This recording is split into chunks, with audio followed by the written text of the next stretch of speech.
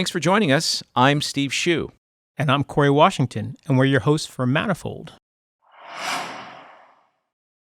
In our discussion with Jamie, we got onto a sidetrack because he had done Ph.D. dissertation on the genocide in Cambodia. And this is a little bit off the main focus of the episode, which was his book, Hacking Darwin.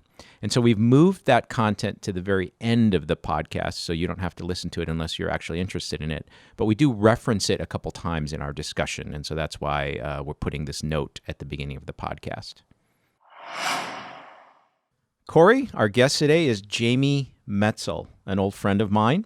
Jamie comes as close as anyone I know to being a Renaissance man. He does so many different things. He is a technology futurist, a geopolitical expert, and also a writer. He's a senior fellow at the Atlantic Council and formerly the Asia Society's executive vice president. I'm just getting started here. He is a former White House fellow. He held positions in the Clinton administration, both the National Security Council and the U.S. Department of State, and also previously with the Council on Foreign Relations. He is a graduate of Brown University. He has a Harvard Law School J.D., and he has a Ph.D. from Oxford in Southeast Asian history. Now, his writing covers both fiction and nonfiction. He's written 2 science fiction novels, Genesis Code and Eternal Sonata.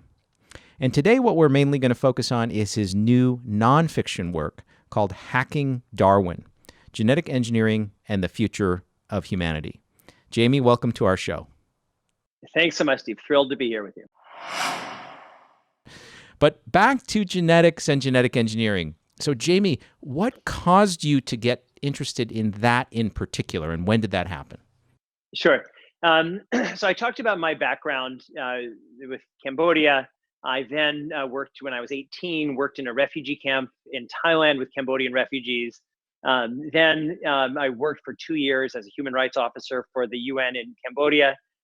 And all of those experiences made me feel, one, that we all have a tremendous responsibility to try to solve these problems. Because when you see people living in civil wars or living in refugee camps, it's just horrible. It's unacceptable.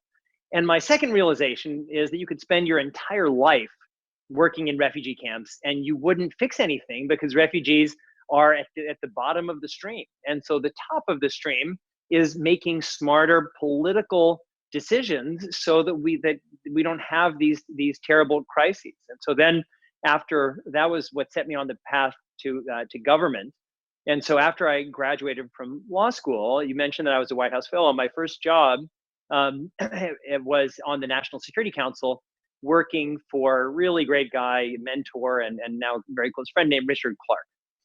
And this was in 1997, 98. And at that time, Dick was telling everybody who would listen, which was pretty much nobody, that terrorism was this huge and fundamental threat to the United States, and that we had to be serious about it, and we had to go after this obscure terrorist organization called Al-Qaeda, and particularly its leader, Osama bin Laden. And all these people were saying, oh, this Dick, the Cold War's over. He's looking for a new job. And he was really ignored. And of course, Dick's prescient memo was on George W. Bush's desk the day that 9/11 happened. And Dick had a whole plan that wasn't realized for what we could have done potentially to prevent it. So even before 9/11, Dick always used to say that if everyone in Washington was focusing on one thing, you can be sure that there's something much more important that's being missed. So for him, it was terrorism and cyber. And for me, as I looked around the world, I saw these little data points that told me the story, at least in my mind, that the genetics and biotech revolutions were going to fundamentally change our world, and not that many people were thinking about that. And so I started educating myself. I'm a voracious reader, reading everything I could, tracking down people I thought I could learn from and talking with them. And when I was ready, started writing articles on the national security implications, the potential national security implications of the genetics revolution. And then a kind of crazy, eccentric congressman, still in Congress, named Brad Sherman, gave me a call, and he'd read one of my articles, and he said, this is so important. You're the only person talking about it. I want to do hearings. based around your article, this one article. Will you be the lead witness and help me organize the hearing? So I did that, and then was doing a lot more writing and speaking. And I felt kind of like Dick in the 90s, like this is such an important issue, but I'm not breaking through. There's a few experts who are listening. I publish articles in journals like Foreign Affairs that are kind of wonky. And so I felt like I needed to reach a broader audience. And that was what led me to write my two near-term sci-fi novels, Genesis Code and Eternal Sonata. But when I was on my book tours, describing the underlying science that went into the stories, when I explained the science in ways that just regular people could understand, I could just see their eyes widening, that they'd heard the words, but they hadn't heard the story of what this revolutionary science was and what it meant to them. And it was then that I realized that I needed to write a book for everyone, the nonfiction story of the genetics revolution, where it is coming from, where it is now, and where it's heading, but not as some kind of wonky book that people would kind of read, like people used to take castor oil, like it's probably good for you, but you don't want to do it. But something like a book that you could take to the beach, that you could read on the subway, that you'd be excited to read. And so that's what I've tried to do in Hacking Darwin. So both of your sci-fi novels, I think, have genetic engineering components. Is that right? Correct. Yeah, Genesis Code on a U.S.-China genetics arms race, and then Eternal Sonata focuses on the science of extreme human life extension. So you've covered both the sort of fictional narrative approach to it, and then also more kind of science fact-based version of it. Let me read a couple sentences from the dust jacket of Hacking Darwin, and then you can react to it. Sure. Genetic engineering isn't some far-off fantasy. It's arriving faster than most of us understand or are prepared for. When we can engineer our future children, massively extend our lifespans, build life from scratch, and recreate the plant and animal world, should we?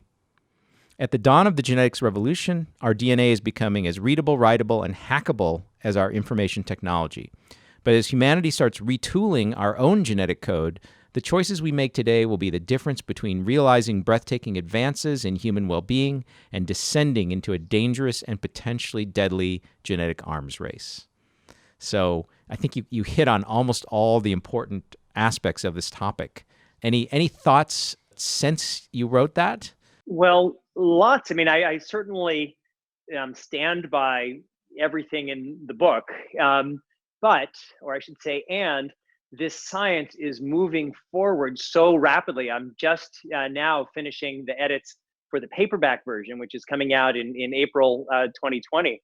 And it's just incredible. This 1 year of science has just, it's the rate of this. I mean, it's hard to imagine now, at least for people in this world, that it was only 2012 that the CRISPR-Cas9 gene editing system was essentially invented. And it was 6 years after that that the world's first gene-edited human babies were born. 6 years from this abstract Why did it take concept. so long? Oh, sorry.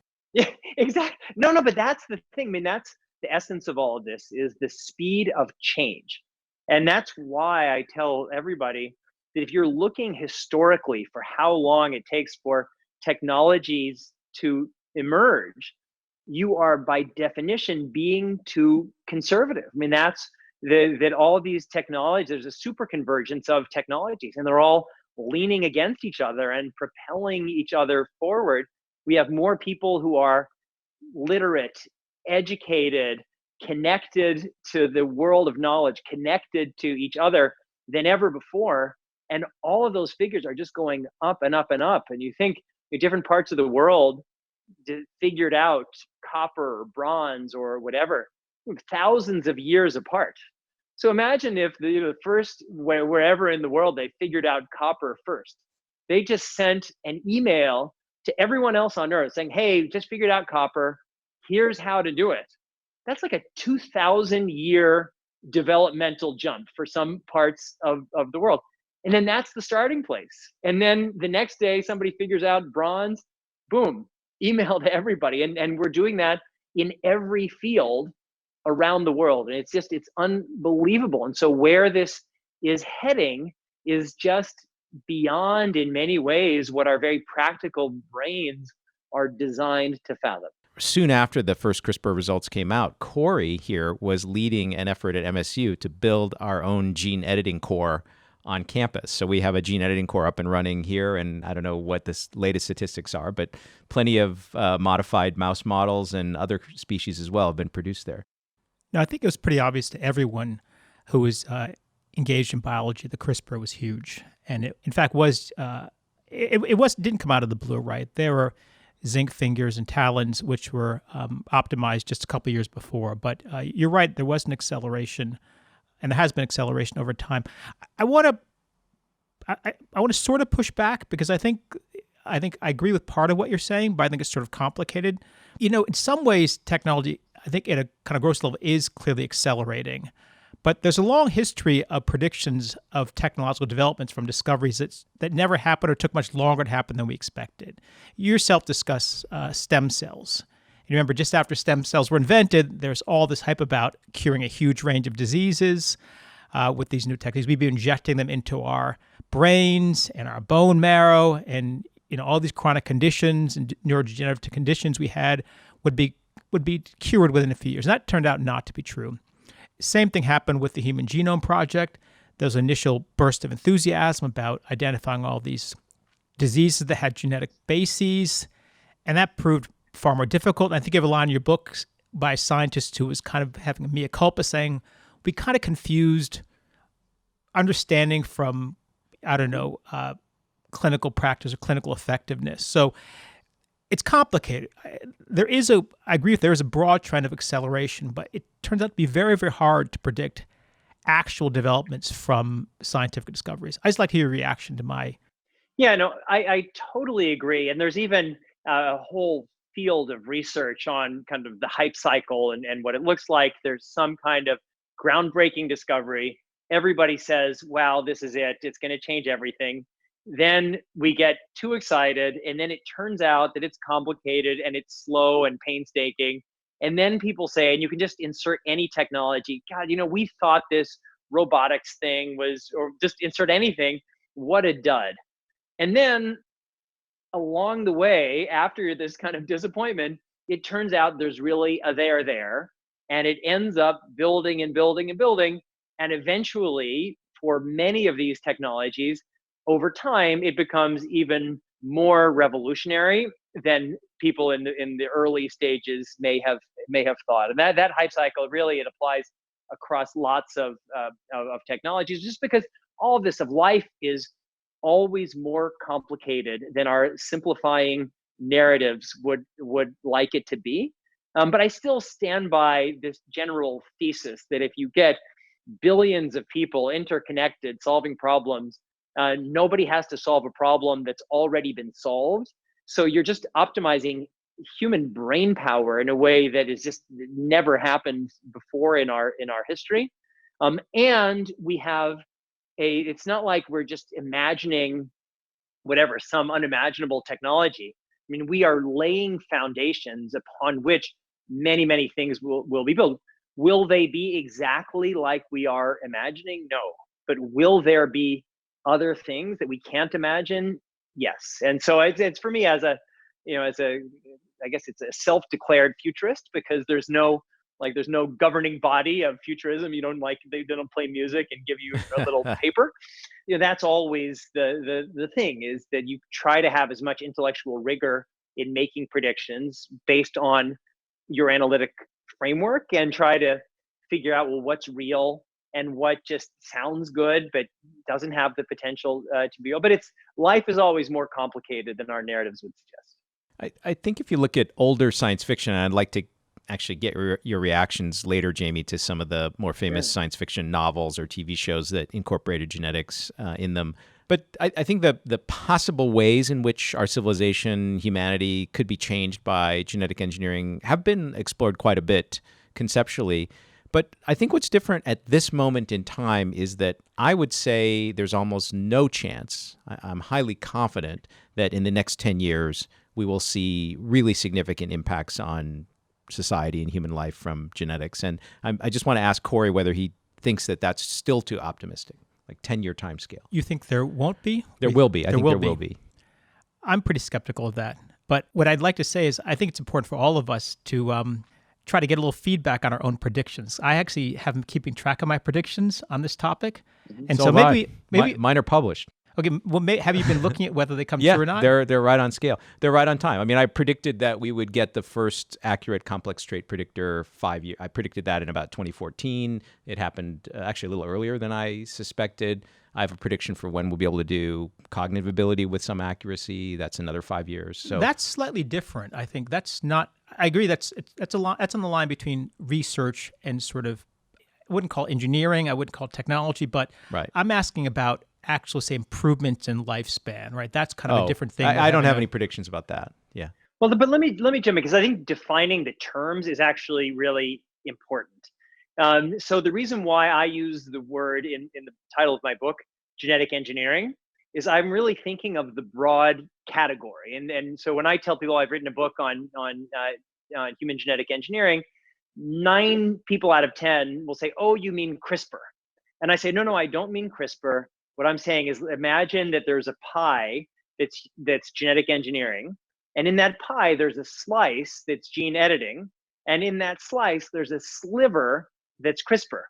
And so Steve, with the work that he's been doing, he and others on polygenic scoring, there is a real world application. And that real world application, now there are few of them. I mean, the simpler one is just people getting their direct to consumer genetic information, and that's already starting to happen. And then second is this migration into IVF and embryo screening, and that's also, it's very early days, and that is starting to happen. And then there's the thing of gene editing embryos, and everybody knows that we had the world's first 2 gene edited babies were born in China last year. The third has very, very likely already been born, although no one seems to know for sure. So I think these things are happening. All of the categories that I write about in my book, in broad terms, are things that have already happened. And the question is how long is it going to? What is the adoption curve going to look like? But it's not a binary. It's not a yes or no, because yes has already happened. Going back to my question to Corey, I think maybe we had in mind different types of impacts. So like 50% increase in human longevity or something. That isn't what I was thinking of would happen in 10 years. But I meant things that are, at least in my mind, very substantive. But in your mind might have been like, oh, these are not really very impactful things. No, we should be precise about what we're talking about, because I think that's where a lot of the fudge factor happens in predictions. They're suitably vague and then get interpreted retrospectively to be accurately. Right. So you need some rigorous definitions of what you mean. Exactly. Yeah. Jamie, give us one example that you're confident will come to fruition in the next 10 years. I'll give a bunch. One is that we're going to see increased use of IVF and embryo screening by a much broader set of potential parents. So right now we have a little under 2% of people in the US are having kids through IVF. It's about 5% in Japan and around 10% in Denmark and Norway. I'm pretty confident that those percentages are going to go up because taking conception outside of the human body, it allows us to apply science to the process of baby making. I also think that we're going to change in just a little bit by a little bit, but it's going to add up, just the way we think about what a human is and what human potential is. I mean, right now, a kid is born and we say, wow, this kid, they could be a great mathematician, or maybe they'll win the Olympics in the 100 meters. But most kids aren't going to win the Olympics in 100 meters. Like take me, for example. I like to run. I do extreme sports. There's nothing I could do to win the 100 meters with the biology that I have. It's just, and I think we're going to have to recognize that we are going to have relevant information, not entirely predictive, but probabilistic information that's available to us that's real. And that's going to change the way we think about fate and potential and even what a person is. And so that I'm pretty confident that it's going to happen over 10 years. So right now, as I said, there's 2, maybe 3 gene edited babies have been born. My guess is in 10 years, there will be 20,000, 30,000, very, very big numbers. It's not going to be, I talk with George Church from time to time about this. He thinks we're going to make, 10,000 changes.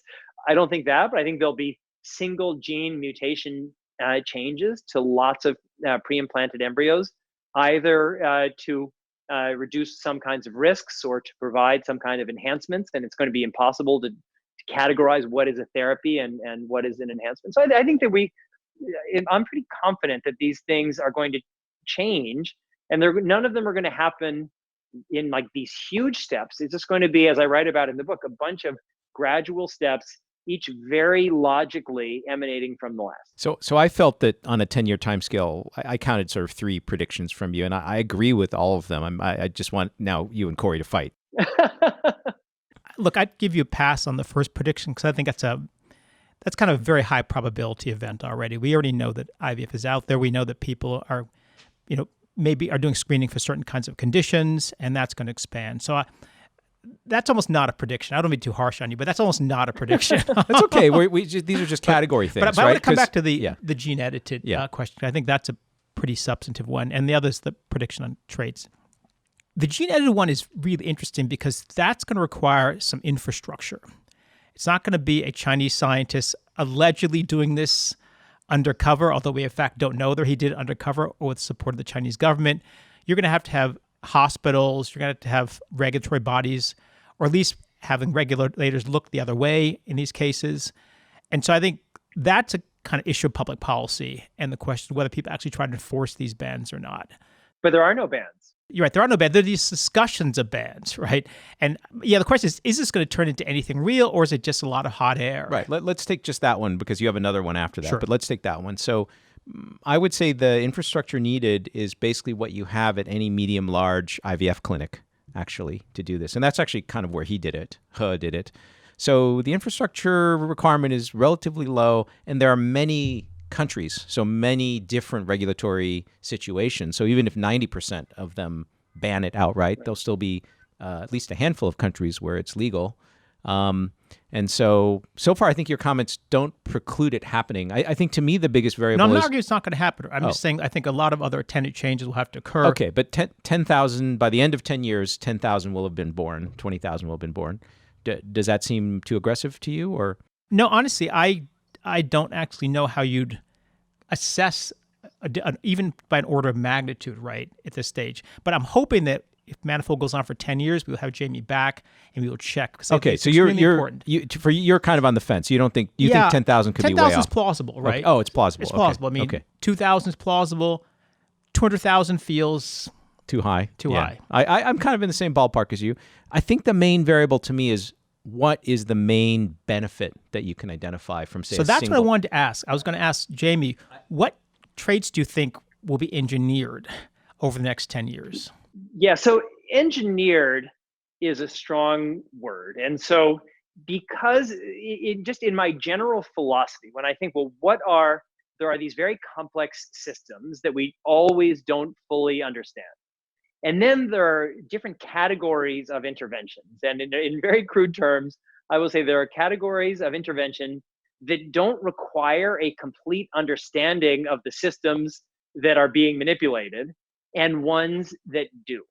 And so there are, for the applications where you don't really have to fully understand the system, those are much easier for us to do. So, for example, with the microbiome, I mean, there's this whole effort to fully understand the microbiome and how it functions. And it's so massively complex, it's really tough to do.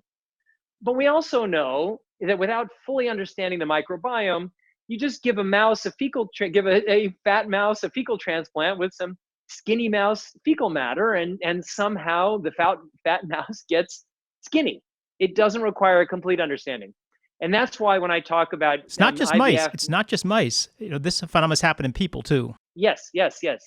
And so shifting that to genetic technologies, that's why I think that the real driver of these technologies is going to be IVF and embryo screening, because we'll just have more and more information forever. And that's why the work on polygenic risk scoring or just polygenic life scoring is so important.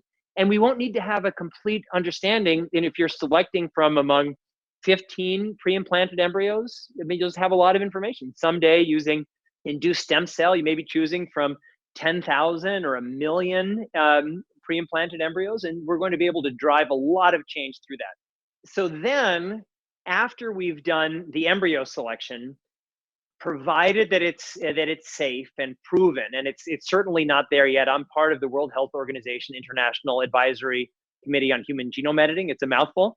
And so we've put out a very strong statement saying anybody who gene edits a human embryo designed to be taken to term is acting unethically at this time. But that doesn't mean that's always going to be the case.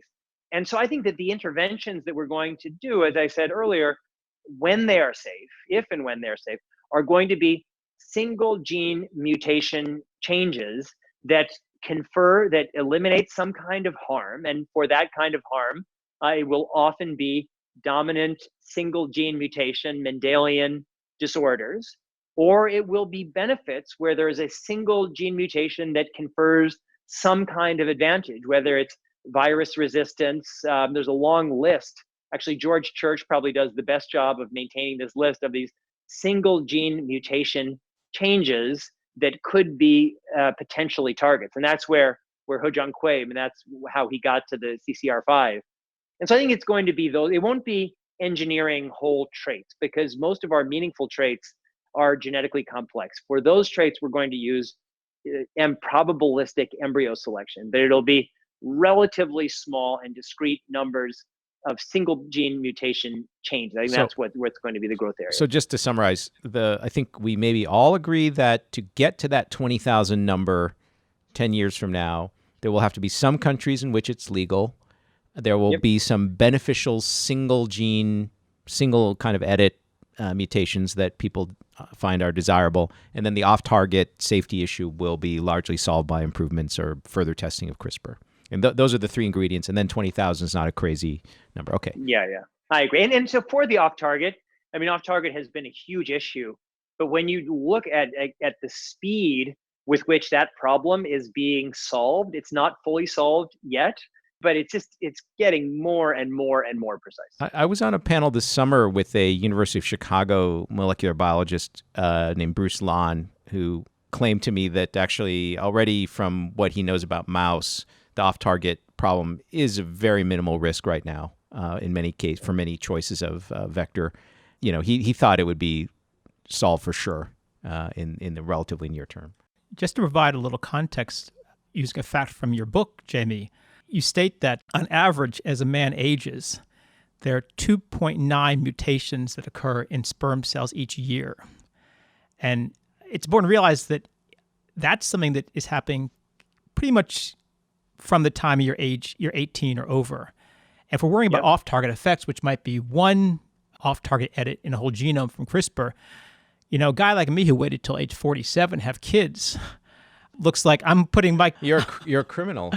Well, I think you raise a great point, Corey, because, okay, for our audience, what he's pointing out is that older men have a higher error rate in the production of their sperm, so that they get more mutations in their sperm.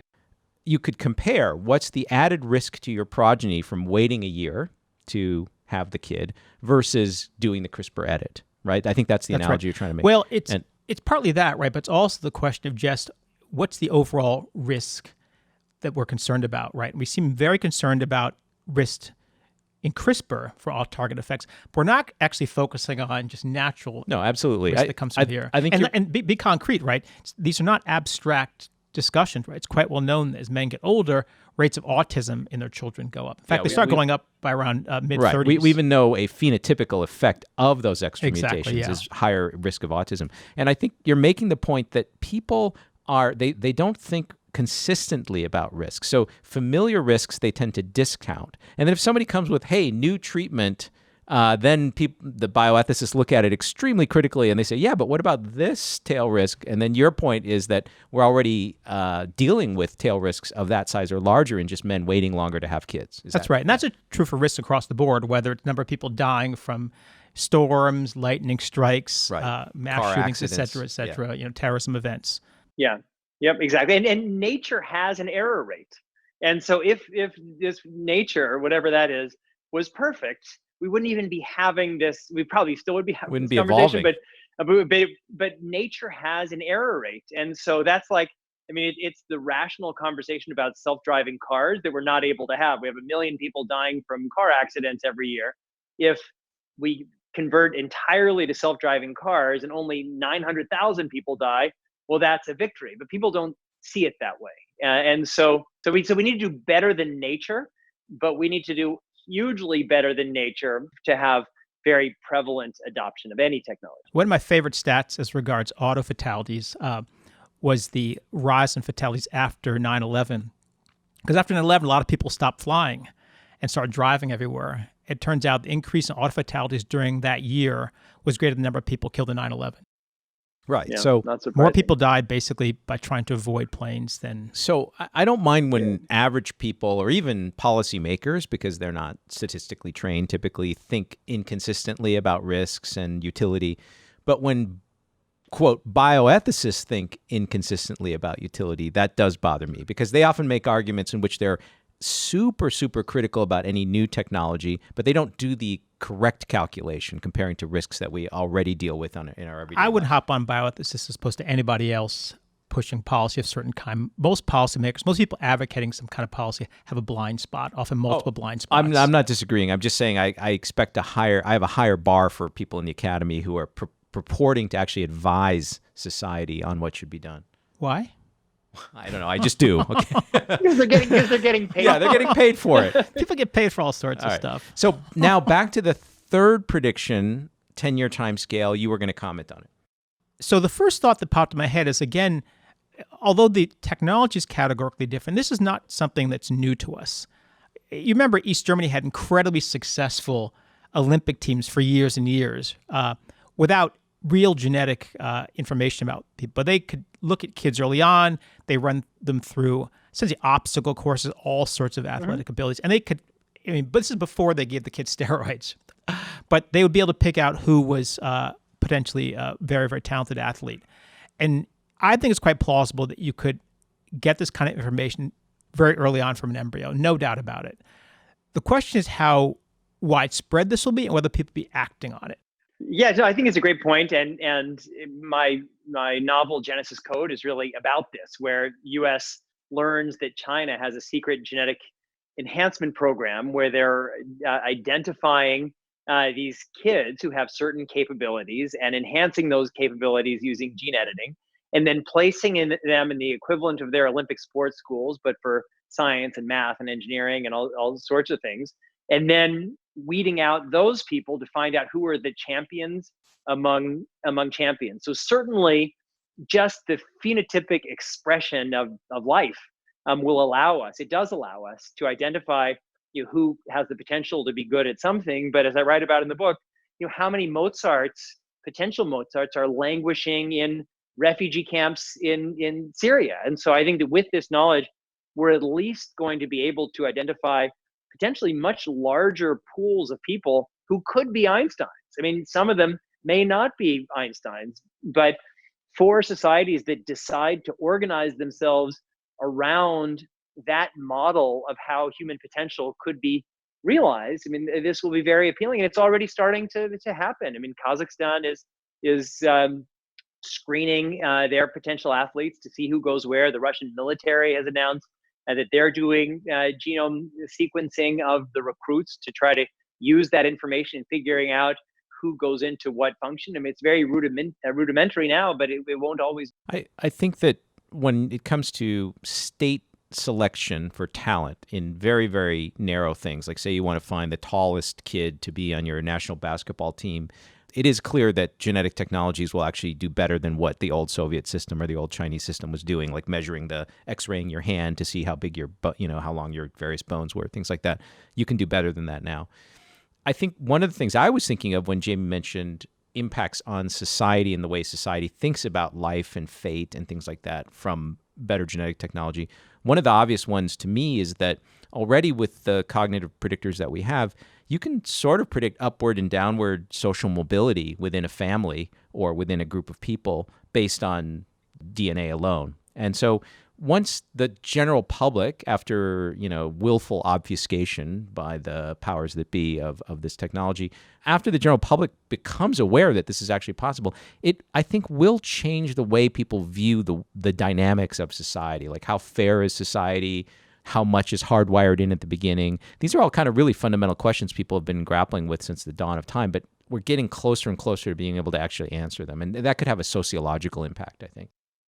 I just want to say that the governments you mentioned, Jamie, don't exactly warm the heart. Kazakhstan, Russia, East Germany. I guess I mentioned East Germany. And I'm wondering whether this is likely to be a kind of technology that gets exploited by essentially anti-democratic authoritarian governments before it actually moves into the mainstream, if it does and if it should. But you have to admit, right? You have to admit we're not in great company when we say that these are the leading states on this area. That's one possibility, but well beyond what the Chinese government may well do, what the Russians may well do, what the Kazakhs may well do, is the primary driver of the adoption of this technology. And this driver is going to be so aggressive that it's going to be extremely difficult for any political system to resist them.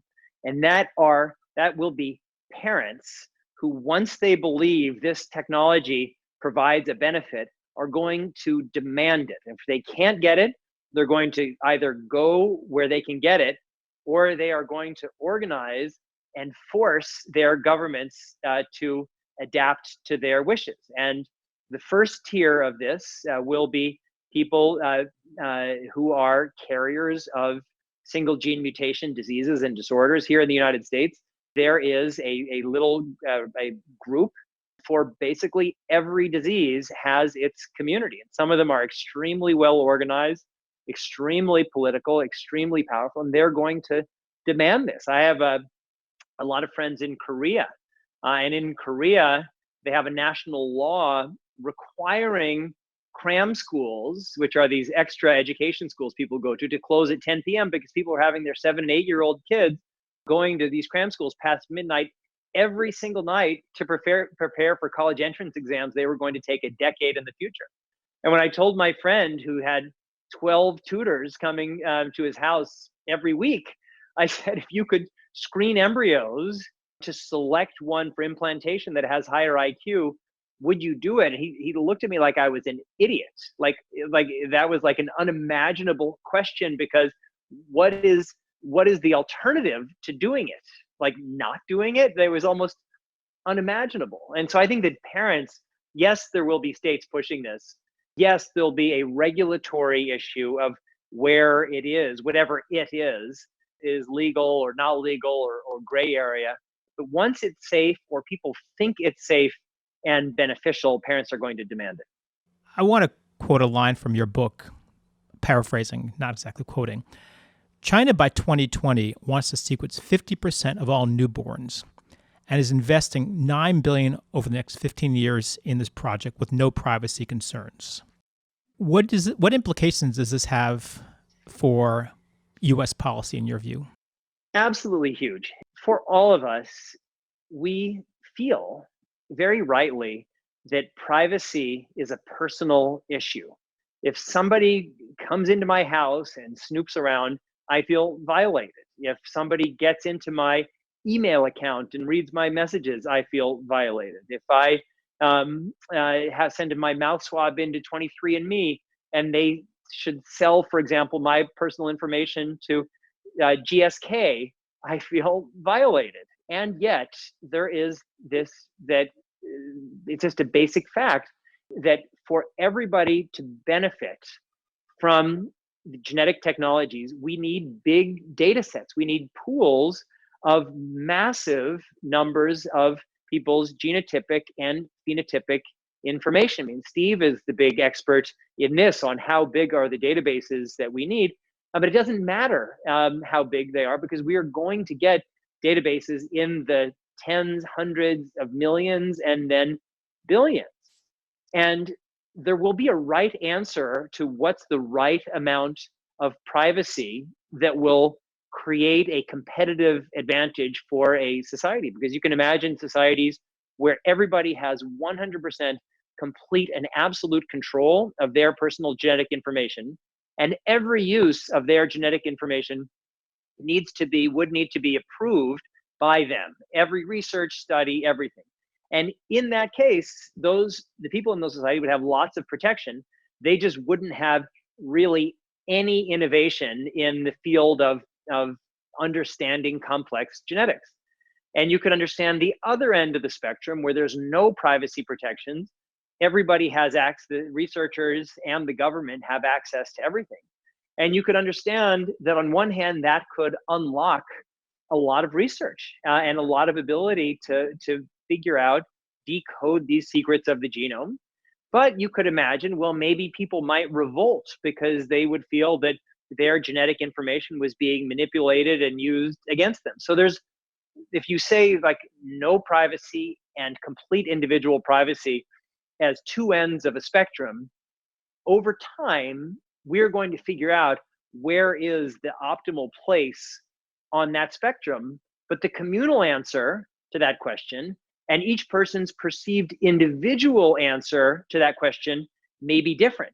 And that could mean that societies where individuals are more empowered end up losing some of their national competitiveness in the name of individual rights, and societies where there aren't those kinds of privacy protections. And China is certainly a good example of that, but you could even go more extreme, like a North Korea.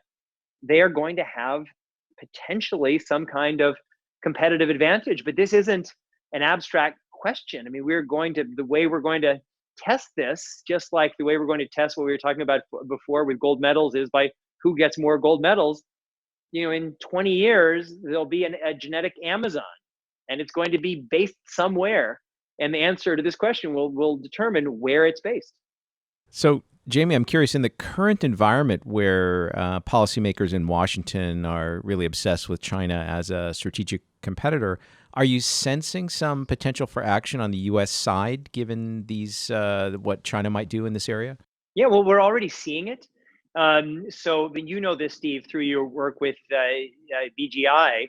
iCarbonX acquired Patients Like Me, which it seemed like a relatively benign thing. This little company that connected different communities of people who had organized around mostly single gene mutation diseases. But now that acquisition has been blocked by CFIUS. Marco Rubio and some others have been making sounds about how genetic data has become a national security resource. So yes, this is very much in the sights of our intelligence services, our elected officials, and it's only going to become more so. Yeah, I was aware of CFIUS blocking that, what seemed to be pretty benign acquisition, but I have not yet seen any really meaningful investment on the part of the U.S. government in advancing the science on our side of things. And that's kind of what I have my eyes peeled for. I mean, we have great investment in the basic sciences.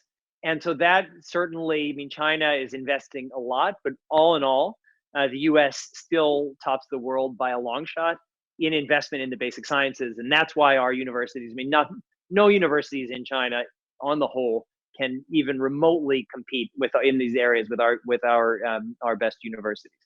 And then, so we move toward applications. And in the world of applications, China is much more aggressive than the United States. And the kind of near-term application, the primary application isn't going to be reproduction or direct-to-consumer genetics. It's this transition from generalized to precision to predictive medicine and healthcare. And so China is certainly all in, and they're able to move much more quickly than we are. And in a way, they benefit from these economies of scale, that they kind of have to move toward algorithmic medicine in China because they just don't have enough doctors, and they need to find a way just to decentralize care. In the United States, where we're spending just an obscene percentage of our GDP on healthcare, we have so many built-in stakeholders that creates a level of conservatism that's really difficult to overcome. And so, and again, because this medical technology, most of it is not proprietary. It's in the applications, and China is really moving quickly on the applications. That doesn't mean the U.S. isn't doing anything. The NIH is paying a lot of attention on this, on precision medicine, wanting to get it right. But it's game on between certainly the United States and China. I have another topic actually that I hope we don't miss because we are running out of time. But it was the thought experiment that you describe in your book of accelerating the reproductive cycle, basically shrinking the generation time potentially down to 6 months or less. And I'd never thought about this possible application of iPSCs, as we can call them, as they're called. Can you define that for our audience? So, inducible pluripotent stem cells. These are basically cells that we can create from any normal cell, and we can essentially walk it back in time to an early stage in its development to the point where it has the capability of turning into any possible cell in the human body. And Jamie lays out a very interesting theoretical possibility and maybe practical possibility of simply, I don't want to state your thought experiment for you, but using early stage embryos to generate sperm and egg cells and then basically reproduce without ever getting to the adult stage. So that sets the stage. Please describe it in more detail. Yeah, so it's exactly as you said. Right now, what you could do is, if you are using the technologies that we've described, you have one set of parents and they want to have a child using these technologies of IVF and embryo screening, but they want to have a larger number of eggs to choose from. And so we'll make it near term. So the mother has a skin graft taken. Those skin cells are induced into stem cells, into egg precursor cells, and then into eggs. And now let's say she has 10,000 eggs, which are fertilized by the male sperm. Average male ejaculation has about 1 billion sperm cells. So now you have these 10,000 pre-implanted fertilized embryos, and you grow them all about 5 days, extract a few cells from each using an automated process, and sequence them all because the cost of sequencing is trending toward negligibility. And now from these 10,000, you pick one. And let's just say that you pick one, which is a male embryo. And then actually, because at 5 days, you haven't even had full differentiation into gender. You could just have any embryo, but just to make it simple, we'll call it a male embryo. And then another set of parents, they do the exact same thing. And they select a female embryo.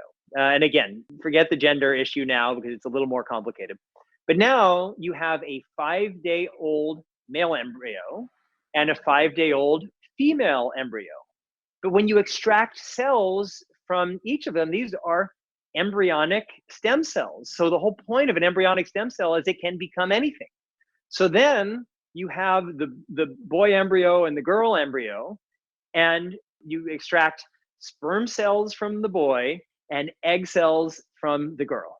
And then you make 10,000 more of these early stage embryos, sequence them all, select one of those based on whatever it is you are optimizing for. And it most likely would be for some kind of polygenic trait. It could be genetic component of IQ or height or personality style or whatever it is. And you could just keep doing that over and over and over, kind of forever. And so because of all the technologies, let's say it takes 6 months per generation. That means in 10 years, you have 20 generations, which is, when the average human, it's about a little less than 30 years per generation. And so using that, you could really push change across the population. And what I write about in the book is, knowing nothing about genetics, our ancestors took wild chickens laying 1 egg a month and turned them into domestic chickens laying 1 egg a day. With all of this knowledge, and let's say we were optimizing for something, whatever it is, we could really push that thing in ways that would be very unfamiliar, could be very unfamiliar to people who think about humans in our current format. Now, for our audience, I just wanted to point out that first stage where you take a skin cell and you induce it to behave like an egg, become an egg cell, that has been successfully done in mouse. I think that's a pretty well accepted result. And so there are at least a couple labs and I think one startup trying to actually perfect the process for human. You've done it for all sorts of cell types in mice, neurons. You've done it for muscle cells. But specifically for eggs, for oocytes, it's been done, and there are people trying to work it out in primate or human. Yeah. And I was in the lab about a couple of months ago. I was in the lab of Michinori Saito in Kyoto. Actually, I spent a full day with him and his team. We had this great dinner really talking about this. And so, it's not like just there's a direct line from anything you can do in a mouse, you can do in a human.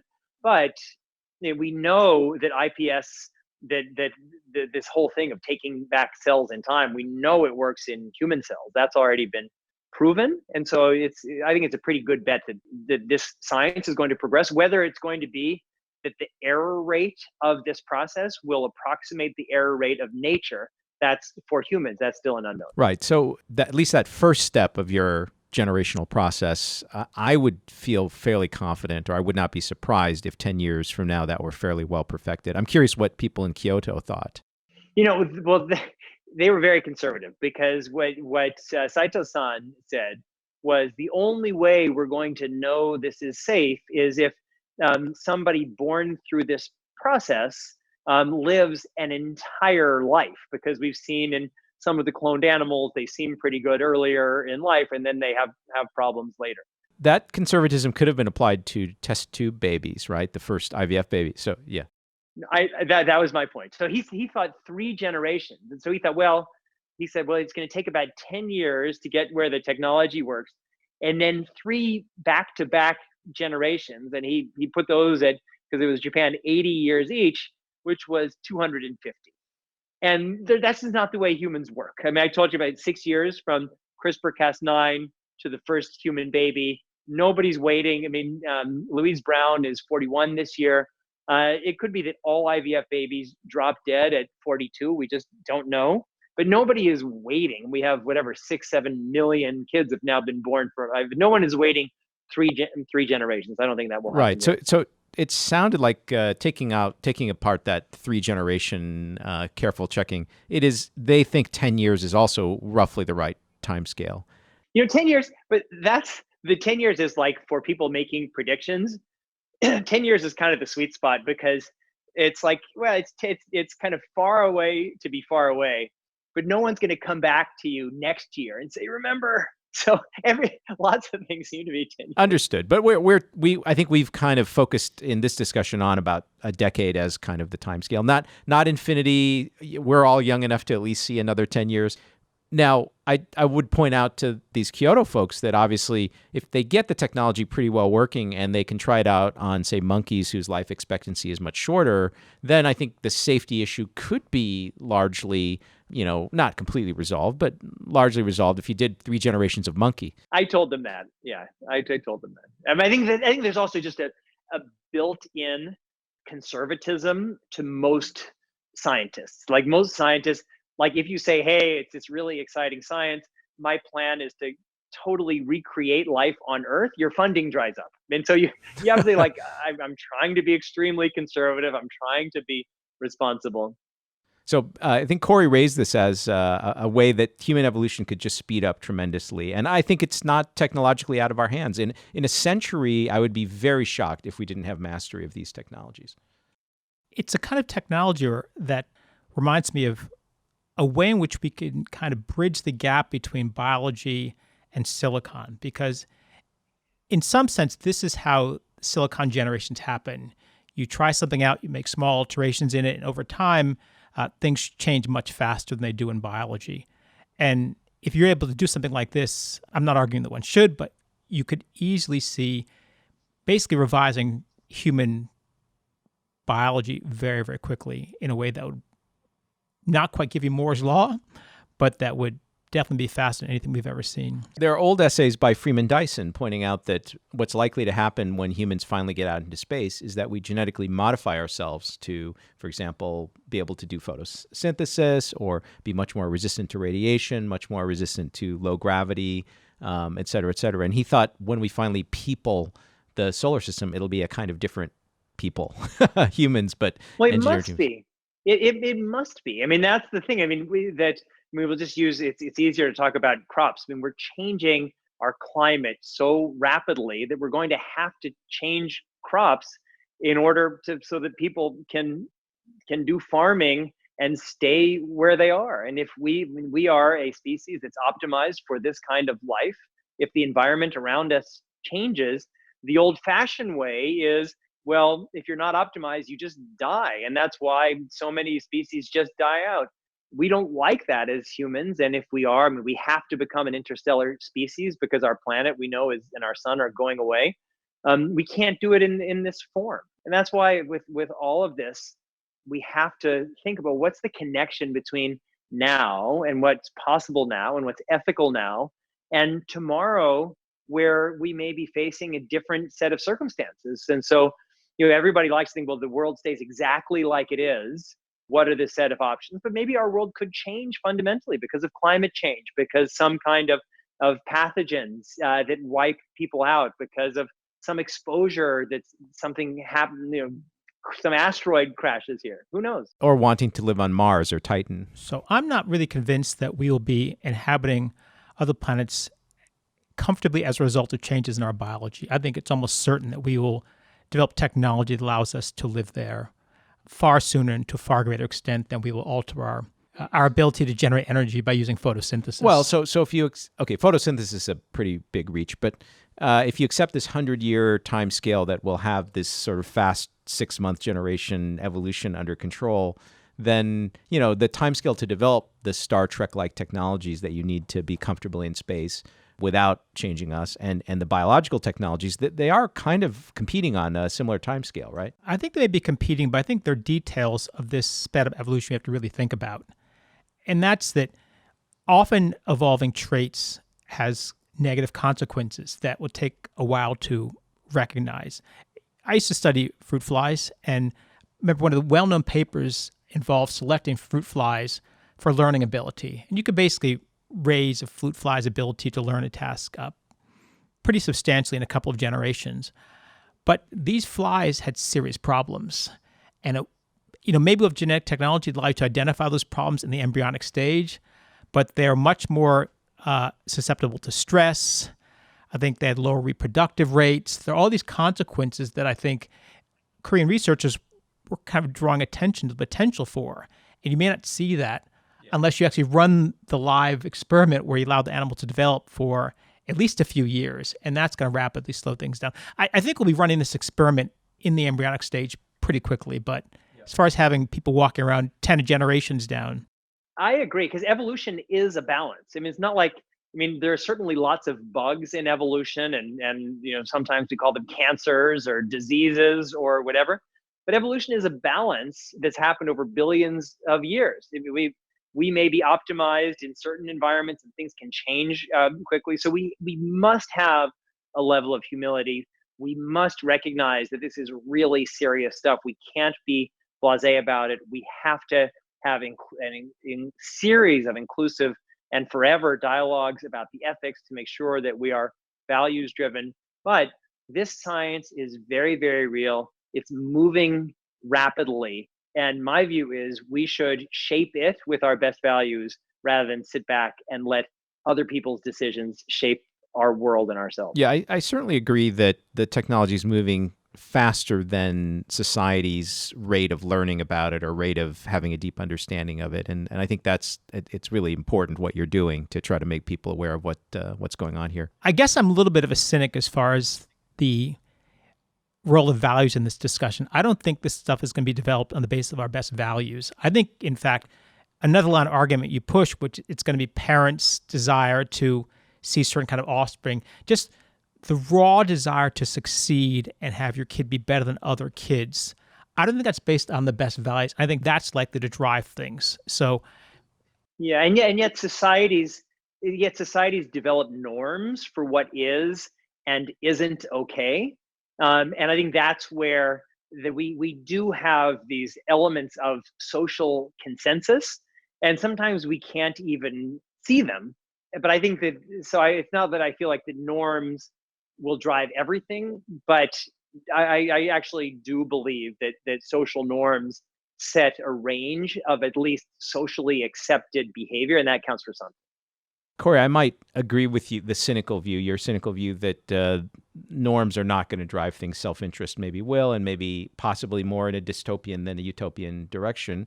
However, on the other hand, it's quite noble to try to be a person who talks to policymakers and leaders like Jamie does and tries to make them aware of what we can try. Hopefully more than noble. Hopefully it'll have an impact, but I'm doing my best. Well, Corey's saying that you're not going to get there. I think what he's doing is really noble, and it's a good analytical and intellectual involvement in a very complex issue. But I don't know if good arguments and reason is going to win the day in this context. Right. No, none of us do. But that's exactly what none of us do. But we've had technologies that could have been used in all sorts of ways. And for example, biological weapons or nuclear power. And the norms have actually guided how they have and have not been used. And I feel like this is another one of those things where norms aren't everything, but they're also not nothing. Do you remember the Asilomar conference, right? When they, so in the early DNA days, they had this meeting to try to set world standards for what scientists should do and shouldn't do. And I felt like that wasn't really actually necessary at that time so much, but it is becoming more necessary now. And I think that's what people like Jamie are trying to do. It's funny, I'm just in the middle of writing a little blog post that I haven't yet finished or put out. And basically I talk about Asilomar, how everyone in the science community says Asilomar, that's the model of what you should do, is the early stages of recombinant DNA. The scientists and other stakeholders got together. They laid out a responsible set of guidelines. Those guidelines were followed. And that's why consuming GMO crops today is 100% safe. And there have been more than 40 years of studies, and it's never been shown that consuming GMO crops is any less healthy for people than otherwise. But Asilomar, in my view, was a total failure. It could have been worse, but because there wasn't a broad public engagement, the public felt that, well, these scientists and companies like Monsanto are pulling a fast one on us. And that's why now millions of people die in Africa and South Asia, because they can't use GMO crops. Otherwise, they won't be able to export mostly to Europe. And so even if the scientists organize themselves well, it's not going to work unless we have an inclusive public, not just engagement, but engagement and empowerment process, so that everybody feels at least like they're part of something and part of a decision-making process. I think you're entirely right about GMOs. I'm actually not sure there's much you can do, because I think a lot of the fear about them is deeply, deeply irrational. And if you have scientists out in front trying to explain to people the positive benefits of GMOs and the low risks, you're going up against fear of the unknown, and I think a kind of what I call tyranny of the natural. Yeah, I think you're counterfactual that they ran Asilomar with more public participation and that would have fixed this problem. That might be a little bit too optimistic. I think I agree with Corey. No, but it's not a 100% story, but it's not a 0% story. I mean, just because there are like with the early stages of immunizations, the Jewish community with Tay-Sachs screening. I mean, there are things where people get that there's something happening and it's significant. And so I think there are these moments early on, like with the birth control pill. In the beginning, there was this whole negotiation with the Catholic Church because the people who developed the pill were trying to say, look, this is just perfectly natural. And that's why they have the off days and have a monthly menstrual cycle. And so the framing of these issues at the beginning can often have in some ways, determinative effect on how at least the public discourse plays out over time, in my view. I agree with you. All right. Well, we really are out of time. We're going to have you back, Jamie, because this was so much fun. Good. Yeah, it was really a pleasure. I loved it. As my final item, I'm going to throw out 3 sci-fi items, one a movie, one a TV show, and one a book related to genetic engineering that I really liked. And you just add what for our listeners. So as movies, Gattaca, TV show, Space Seed, which is where the character Khan is introduced in Star Trek. And the book is Dune by Frank Herbert. So whatever you want to suggest. Wow, old school. Well, I have to say, I'm old, man. I don't watch much. I'm old. So, I don't watch a lot of television, but I was addicted to the Battlestar Galactica remake. And so I'm sure because your podcast is young, most of the people who are watching or listening are total nerdy people like us. So I highly, highly recommend that. For books, I'm a huge fan of Richard Preston and just everything that he writes. Just read a book, Orfeo, that is great, and it's a wonderful story about a guy who's he's a composer, but who develops this just complete passion for biology, and creates this biology lab, and then he's accused of being a terrorist, and he's driving across the country to go visit his daughter, but reliving his whole life. But it's this beautiful thing, the connection of kind of the symphony of music and the symphony of biology. And then movies, I don't know if there's a genetics movie that I've particularly loved. I liked Gattaca, although Gattaca it really pissed me off because I felt like the Ethan Hawke character, he's putting everybody's life at risk. Yes. Like, the last person you want on a space program is someone who's not genetically optimized. I mean, they should arrest him for that. And a pathological liar and deceiver. Yes, exactly. But he's human. That's the problem. I love humans, but we're not optimized for everything. And every individual isn't optimized for every outcome. And it's painful for us because we are addicted to this wonderful belief that anybody can be anything. And I just think that this change that's coming. We are looking under the hood of what it means to be a human being. And 100 years ago, everybody's saying, oh, we are our hormones. Hormones are everything. That just defines who you are. And so we are much more than our genetics, but our genetics really define in many ways a range of possibilities of what we can be. And I think we're going to have to face that. Great. Jamie, thanks very much. All right, guys. I really enjoyed it. Take care. All right. Bye. And Steve, I should point out that you actually missed two pretty important works of Jamie's that I was fascinated by that we may have a chance to talk about today, but two books on the Cambodian genocide. Is that correct? Yeah. My first book was a history of the Cambodian genocide and specifically why the world failed to respond to something so terrible. And the second book, which is also, I'll explain later, connected to my belief in the connectivity between nonfiction and fiction, that we have to learn about the world, but then tell stories about the world to bring people into the conversation. So my second book was a novel called The Depths of the Sea, which explored issues around the Cambodian genocide, but in the context of stories of different imagined people involved.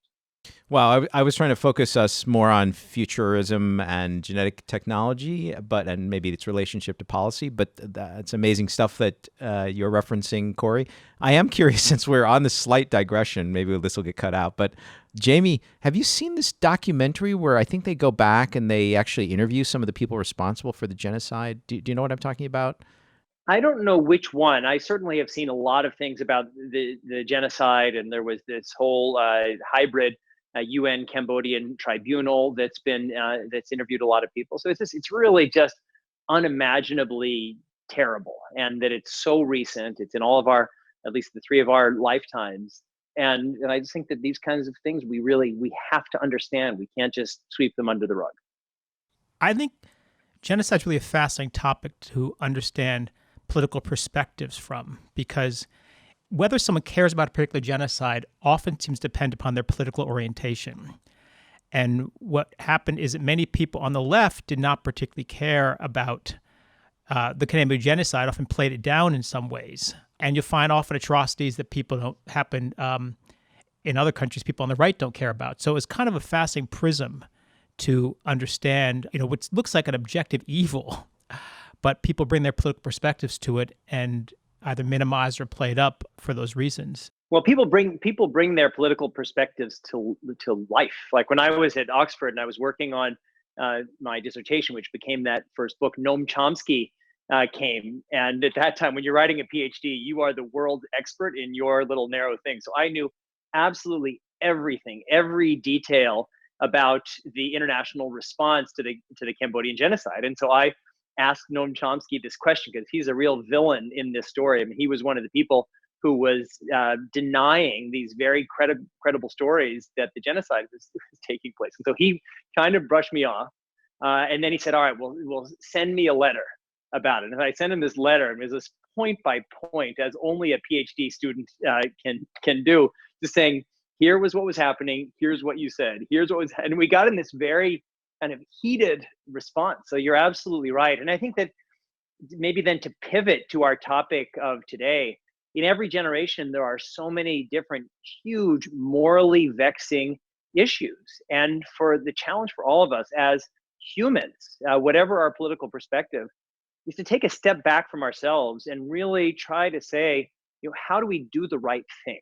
And doing the right thing is often really complicated because when it's clear, then if it was clear and easy, everybody would do the right thing. But it's always complicated and difficult. And whether the issue is how to respond to a genocide, and maybe when you don't even have all of the information, or maybe when there are political forces that make intervening extremely difficult, or even something like now where we have the tools to recreate life on Earth, and we could do it in a way that helps our planet and helps everybody, or we could do it in a way that harms us all or wipes us all out or other species out. And we have to find a way to really engage with these tough, difficult, complex issues so that we can find the best way forward that optimizes the good stuff and minimizes the bad stuff. Just one last point, I should say, because Chomsky's actually, he's an old friend of mine. I was a student of his, and I was actually thinking of him as I was making those comments. The one thing I really do like about Noam is that for all of his ideological rigidity on many points, he will engage.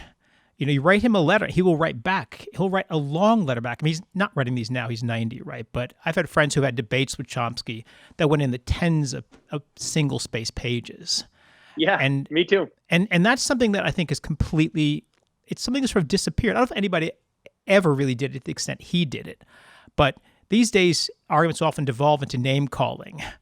And Chomsky didn't do that. He'd respond from the facts from his perspective. He'd wait for them to come back from your perspective. And there's kind of a respectful argument. I wish we could really go back to those days. I think something was, it was really a wonderful time that I think is lost in current political debates. Okay, I have to tell my Chomsky story just because it turns out, I guess all of us know Chomsky a little bit. Yeah. When I was a junior fellow, he had been a junior fellow as well. We could have guests for dinners and lunches, so I invited him to dinner. But he had a very tough relationship with some of the senior fellows. He didn't get along with Bert Drebin, maybe you know that name. So he came to lunch because he wanted to meet the younger junior fellows, not the senior fellows. So he came and we hung out and we had a great time. And I really enjoyed getting to know him. He actually has a pretty decent sense of humor. I worked with a mathematician who also had an interest in Chomsky and grammar. And this guy was like Chomsky's proof checker. So he attended every one of these seminars at MIT that Chomsky used to have. And whenever Chomsky got stuck, he would ask my friend, can you fix this for me? And so I actually went through, I forgot what it's called, the name for his structural, the way that he deconstructs sentences. Transformational grammar? Yes. So I went through that in great detail with my friend, and I was a skeptic. I didn't think actually it followed rigid rules. I think Chomsky was making things up at various times, and he was never able to convince me that actually what Chomsky was doing was fully axiomatized or rigorous. So anyway, we should discuss that on some other episode.